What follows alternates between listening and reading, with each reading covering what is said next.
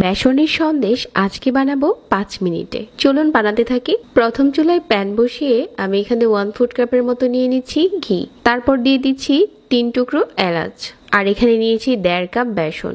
তারপর ঘিয়ের সাথে এই বেসনটা ভেজে নিতে হবে। ভাজতে ভাজতে এই মিশ্রণটা অনেকটা এরকম লিকুইডের মতো হয়ে যাবে।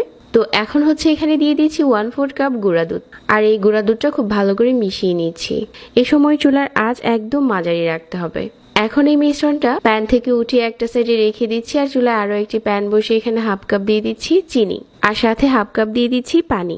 চিনি আর পানিটা একসাথে ফুটিয়ে নিয়েছি। আগে থেকে ভেজে নেওয়া বেসনের মিশ্রণটা দিয়ে এভাবে করে নেড়ে নিচ্ছি। এই সময় চুলার আঁচ একদম কমিয়ে রাখতে হবে।